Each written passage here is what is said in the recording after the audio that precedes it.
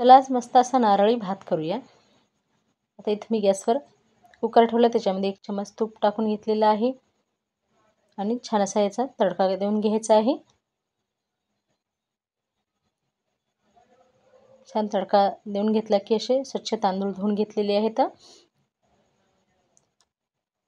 आणि चवीपुरतं त्याच्यामध्ये मीठ टाकायचं आहे आणि कुकरच्या 2 ते 3 शिट्ट्या काढून घ्यायच्या। 2 शिट्ट्या काढून घ्यायच्या आता आणि छान आपल्या अशी इथे 2 शिट्ट्या काढून घेतलेल्या आहेत आणि छान असा आपला भात झालेला आहे। हे आता हे झाकून ठेवायचं थोडा वेळ। आता इथं गॅसवर छोटा कुकर ठेवला, त्याच्यामध्ये 1 ग्लास पाणी टाकलेलं आहे आणि हे गूळ छान असा खिसून घेतलेला आहे।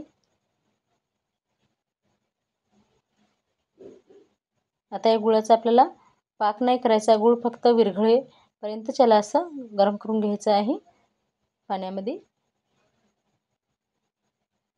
आणि व्यवस्थित त्याला असं ढवळत राहायचं। छान असं लवकर विरघळते हे गूळ।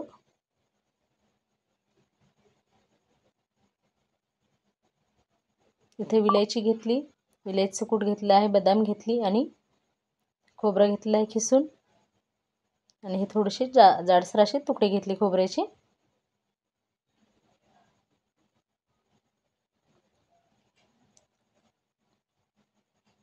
आता इथं आपला गूळ बऱ्यापैकी असा विरघळायला आहे आणि छान असा विरघळला की आता याच्यामध्ये चाळणीनं गाळून आपल्याला याच्यामध्ये भातामध्ये सोडायचं आहे।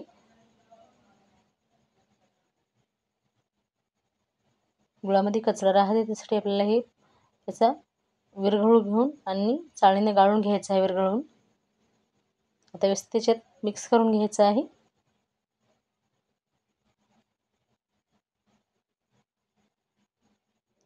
पूर्णपणे याला मिक्स करून घ्यायचं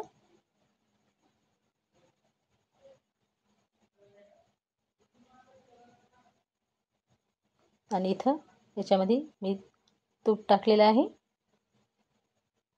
आपलं खोबरं किसलेलं, विलायची आणि बदाम टाकून घेतलेले आहे आणि खोबरं असं भरपूर टाकून घ्यायचं आहे। छान लागते खोबरं जास्त टाकल्यानं। व्यवस्थित त्याला परत एकदा मिक्स करून घ्यायचं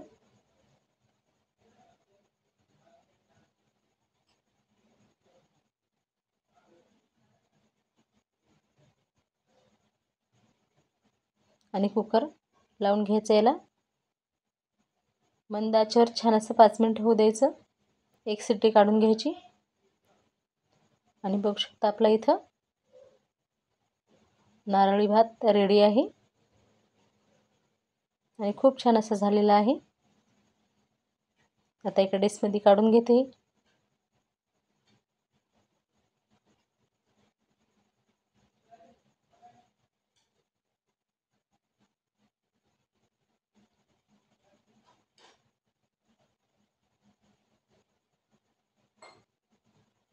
कशी वाटली तुम्हाला रेसिपी ते नक्की सांगा। व्हिडिओ आवडल्यास नक्की लाईक करा, शेअर करा, कमेंट करा, सबस्क्राईब करा।